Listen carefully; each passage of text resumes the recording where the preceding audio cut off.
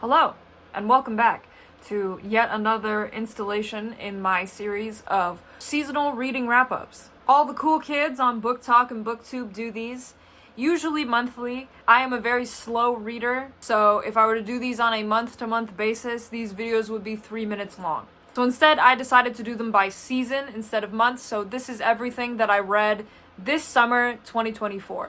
And we had a pretty fruitful summer, folks.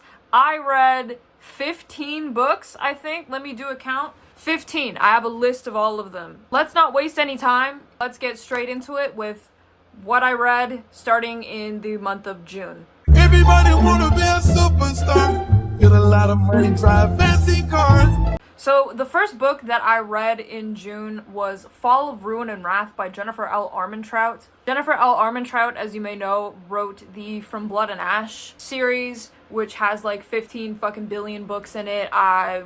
We may never see the end of that series, truthfully. I actually read From Blood and Ash last December. Did not like it in the slightest. Well, actually, that's a lie. I liked it until it was revealed that they were all vampires. Like, I don't know, maybe I'm just stupid, but like, I did not see that twist coming at all, and it didn't make sense to me. If there was any foreshadowing, that shit went straight up over my head. Anyways, I decided, you know what, a lot of people like this author, I'm gonna give a different series a try.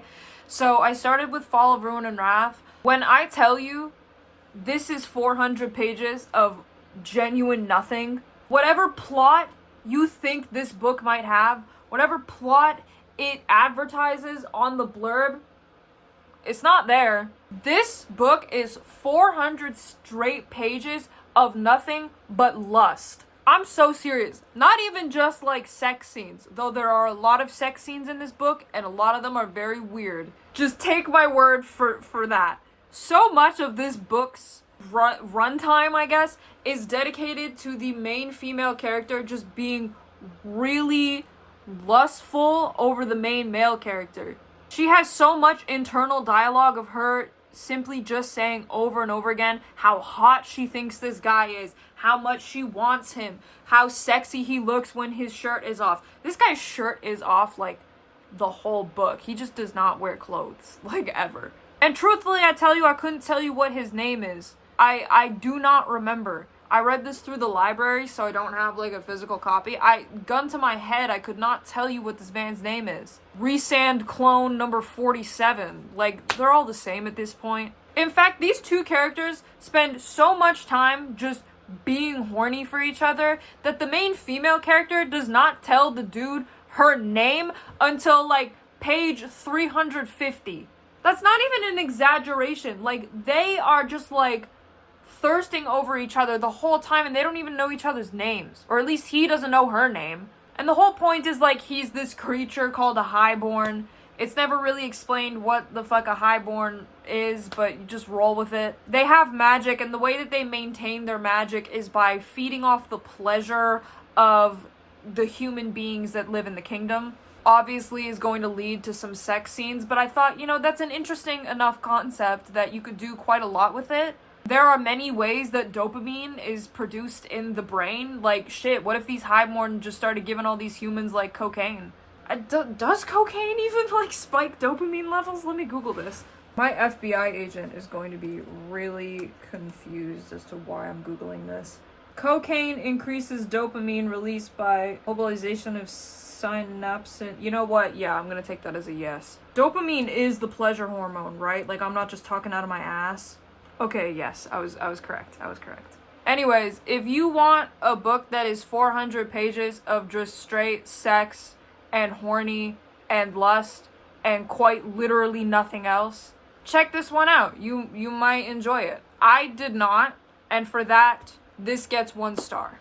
Next book that I read was Beartown by Frederick Bachman. This is, I think, hands down the best book that I read this summer. This might be one of the best books that I've read, like, ever. If I could make this like required reading for high school students, I absolutely would. This is a book about a town called Beartown, who would have guessed, that really doesn't have much going for it other than the fact that they have a junior hockey team made up of teenage boys, and they are very promising. Like, many of them have easy futures into the NHL. And in terms of like their standings in the national championship, they are doing incredibly well. They are just about to enter the semifinals. Them winning the semifinals, though, does lead to the sexual assault of a 15-year-old girl in the town. This book is a very powerful and important depiction of rape culture as it pertains to sports. This book, it'll make you smile, it'll make you cry, it'll make you want to reach through the page and punch some of these characters in the mouth. Frederick Backman is just like an incredible writer. Like, this is some of the best writing I think I've read in my entire life. It's just so, I know I keep saying powerful, but that's really the only way I can describe this. There are 2 more books in this series, and I am so excited to read them because I know that they are just going to like change my life. I think everybody everywhere in the world should read this book. I gave it 5 stars. Speaking of sports, the next book that I read was The Right Move by Liz Tomford. Where do I begin? This is part of the Windy City series, which is an interconnected anthology about different professional sports players in the city of Chicago. A lot of people who are fans of these books will tell you that this one, The Right Move, is the best out of the 4. I would beg to differ. Within the first couple of chapters, the main female character, Indy, unironically says the phrase, "I'm not like other girls." And then later, she calls her love interest her jealous book boyfriend, again, unironically. And at that point, I knew in good conscience I could not give it anything higher than 2 stars. And 2 stars was me being generous. The only reason why it got 2 stars instead of 1 was because I liked the fact that it explored a little bit the struggle of like infertility in women. That was literally it. Quite literally. A lot of people will tell you that they really liked Ryan, the male love interest. And I mean, I don't know, I guess he was okay. But he seemed almost too perfect, if that makes sense. It was almost as if he was like handcrafted in like the book boyfriend factory and then like shipped out. You know what I mean? This book also heavily revolved around the fake dating trope, which I hate so much. I hate the fake dating trope to no end. Fake dating, marriage of convenience, boo, boo, throwing tomatoes. And also, I don't know, after reading 3 Liz Tomford books, I'm starting to realize that this is the exact same story over and over and over again. Like, it's the exact same formula with some slight changes. It's just, oh, this was a struggle to get through. This was a genuine struggle. It's actually a miracle I did not DNF this book. I should have. Anyways, 2 stars. The next book that I read was Two Twisted Crowns by Rachel Gillig. This is actually the sequel novel to One Dark Window. And if you've been on this channel for longer than like 2 minutes, you would know that I fucking love One Dark Window. One Dark Window is my favorite book absolutely ever, and I only read it like back in April. When I make my best books of 2024 list, trust and believe One Dark Window is going to be number 1. So obviously I was really excited to read Two Twisted Crowns because most people say that Two Twisted Crowns is actually better than One Dark Window. However, I'm gonna have to disagree. Was Two Twisted Crowns bad by any means? Absolutely not. It's a very, very, very good book. Rachel Gillig is an incredible fantasy writer, and I will read anything she puts out at this point. In this book, you follow the perspectives of the characters of Raven and Elm. The chapters that were narrated by Raven were great, honestly. Like, the plot line that followed him and the other Destriers, A+. But if I'm honest, I never really liked the character of Elm, even in the first book. And I found that the storyline that he was in was just really boring and not that interesting to me. I know that it was eventually important in the end when everything, tied together, but I don't know. I still gave this book 4 stars because this is just an incredible series. Just truly fantastic fantasy. Nothing more to say there. Okay, let's move on to everything that I read in July. Everybody wanna be a superstar.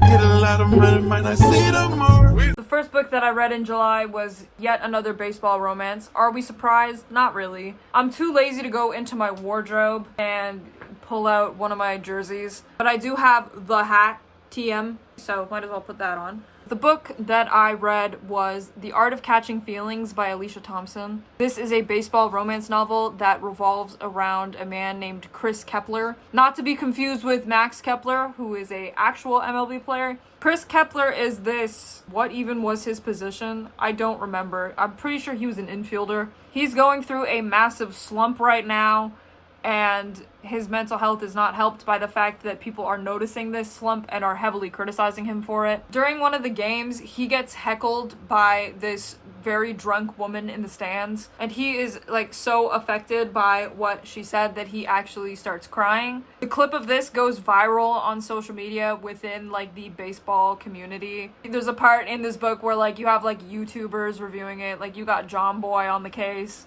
The woman who heckled him is this girl named Daphne. She decides to reach out to him on Instagram to apologize for what she said. She leaves out the fact that she was the heckler, and the two of them begin this very odd relationship with each other. Eventually, for very convoluted reasons, Daphne gets a job as a sideline reporter for the team that Chris is on. And like the people on the team try to frame this to the media as like their enemies to lovers arc. This book was okay. I think it started out pretty strong with a really good discussion about like how we treat sports players. Like there's a part where he goes through his Instagram comments, and the comments are all just like bullying him. Like they're saying shit like, if I was batting 173, I'd cry too. And you learn later that the reason why he is even in a slump to begin with is because his brother had recently passed away.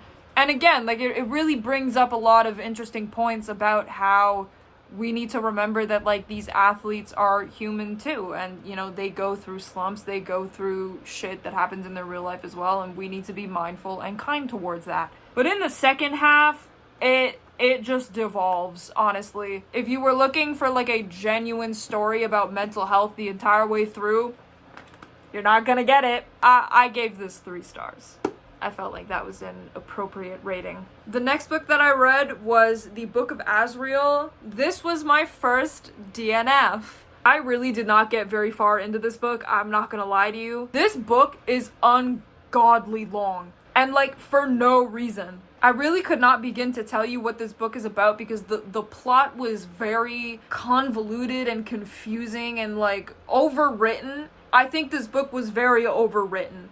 I got maybe about a quarter of the way through before I had to just stop, because I swear on my life that nothing had happened. 25% of the way through, not a single thing had happened. The pacing was an absolute mess. And I just had to throw up my hands and say I quit. I gave it 1 star. Should I be rating books that I don't finish? I don't know. Probably not, but I do anyways. The next book that I read was House of Salt and Sorrows by Aaron A. Craig. You know, there's a lot of discussions on the internet about what is the best Barbie movie. What's the best classic Barbie movie, like those ones from like the early 2000s. Lots of discussion, lots of debate. The answer is Diamond Castle by a long shot.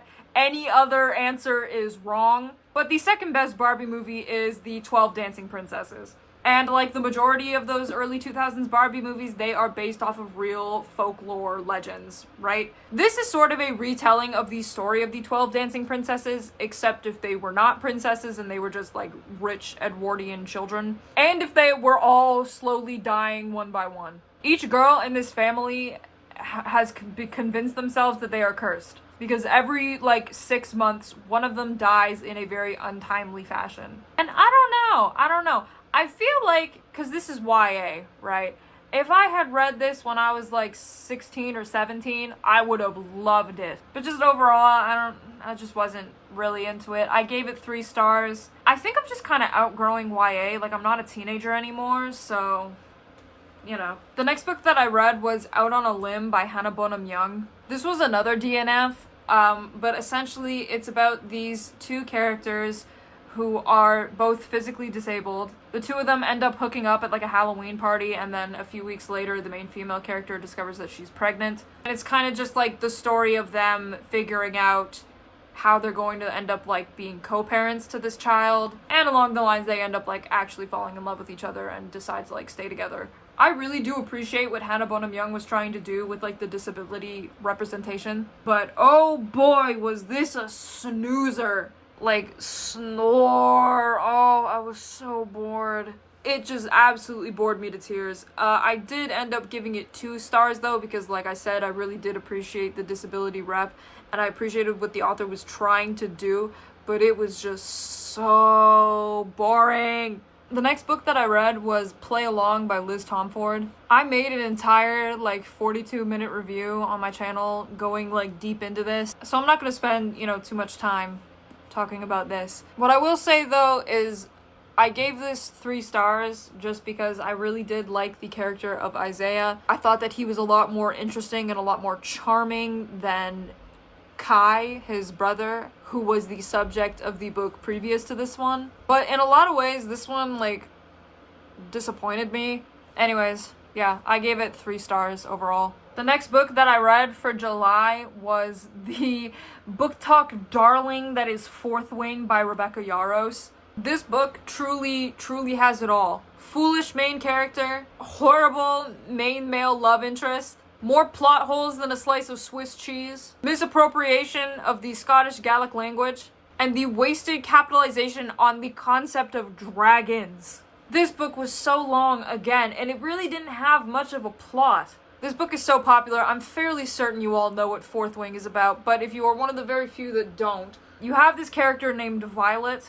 Violet suffers from chronic illness, and her mother is this general in charge of an army of dragon riders. Because her mother wants to maintain her family's, like, good name of, like, these great warriors, Violet is forced into this dragon rider college, regardless of her chronic illness. And of course, Violet bonds with, like, the biggest, coolest dragon out of all of the dragons because she's just so special and so cool, and she's not like other girls, and she's the chosen one. This book is like every terrible YA trope from the early 2000s just molded into one big ball, you know what I mean? And of course her love interest is this guy who's like also trying to kill her because we gotta shove in enemies to lovers into there. That's the real big hot book talk trope right now. And like there's like hints of like, oh, there's war brewing with like our neighboring country, but it never really gets, fleshed out, and at least not really till like the very end. Another criticism I have is like there's just so many characters.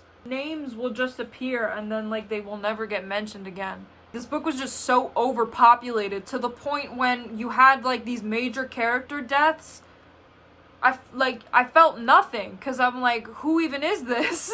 I ended up giving it 2 stars just because, I love dragons. Anything with dragons in it really is a plus for me, but this was no. Okay, let's move on now to everything that I read in August. Everybody wanna be a superstar. Get a lot of money from fancy bra. The first thing that I read was Kingdom of the Wicked by Carrie Maniscalco. This was actually a reread for me. I read this book about a year ago. I decided to reread this because I picked up a copy of Throne of the Fallen, not realizing that it was sort of a sequel book to this original trilogy.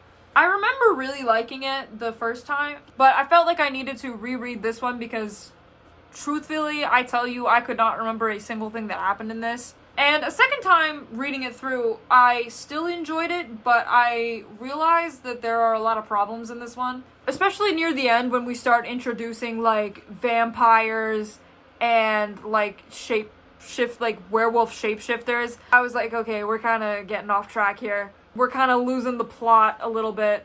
I also completely forgot just how much yapping the main character Amelia does about food. Like, her family owns a restaurant in Italy, and she will take every opportunity to remind you of the fact that her family owns a restaurant in Italy. There are paragraphs in this book dedicated to different Italian dishes and like all the ingredients inside of them. And I say this as somebody who is Italian, like, shut the fuck up. Overall though, I don't know. I still enjoyed it. I gave it 3.5 stars. The first time I read it, I gave it 4. It's a fun time, but it's definitely not perfect. Another book that was a reread, and another book that I'm not going to spend too much time on because I made a video about it, was Matched by Ali Condi. I read this back in middle school, and I hated it. I read this again as an adult, and I think I hated it even more. This book truly just encapsulates everything wrong with early 2010s Hunger Game clones. It's just bad and boring. Like, there's so much of this book is dedicated to the two main characters hiking. I gave this 1 star. The next book that I read was The Serpent and the Wings of Night by Carissa Broadbent. And oh boy, do I have a lot to say about this one. This is kind of another Hunger Games clone book, but it released like a year ago. It's about this island full of vampires, and every 100 years, they participate in this event called the Kajari, which is essentially the Hunger Games. There are different trials that happen, and like they result in the deaths of these people participating in.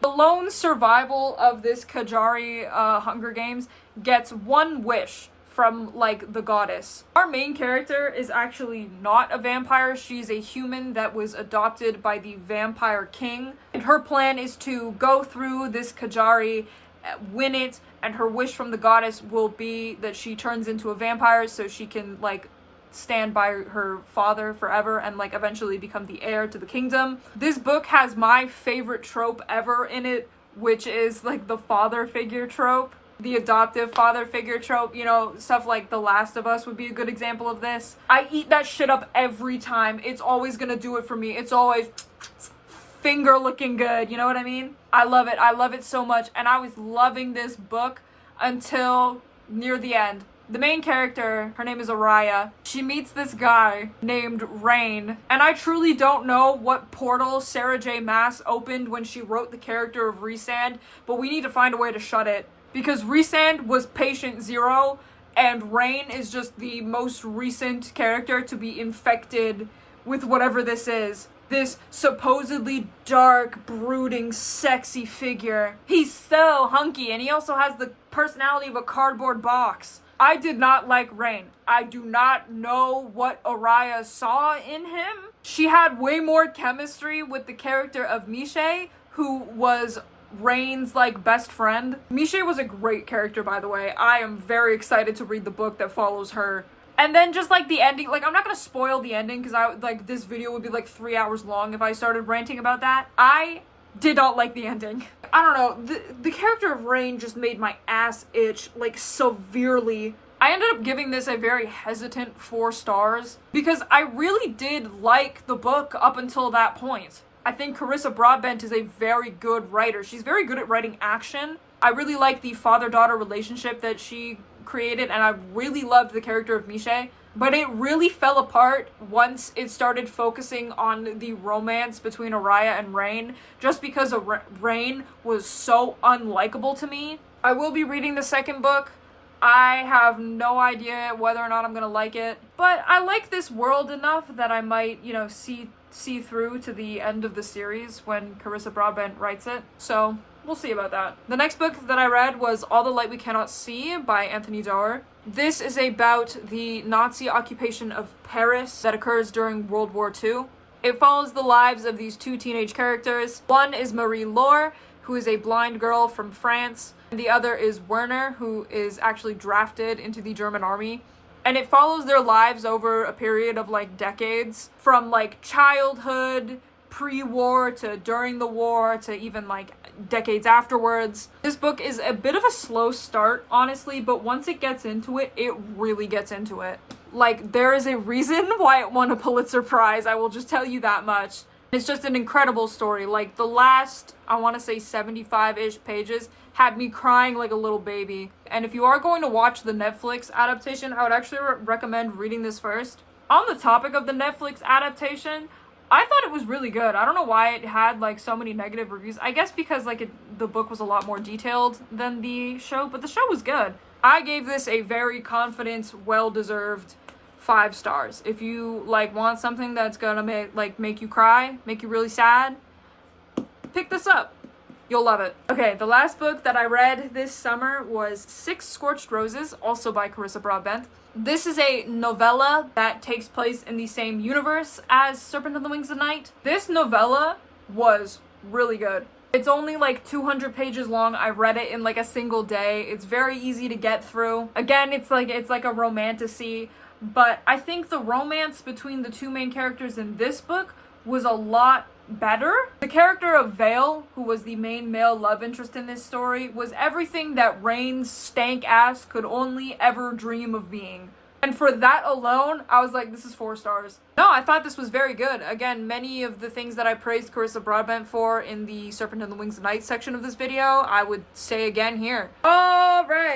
Alright, that's all I got for you guys. That is all 15 books that I read this summer. That's crazy. I usually do not read that much. I was pretty impressed with myself, honestly. But, you know, we always have a fun time here reading on the Nisha JC channel. I'll see you all again for this type of video in, I guess, end of November, beginning of December, when I do my fall wrap-up. Anyways, goodbye.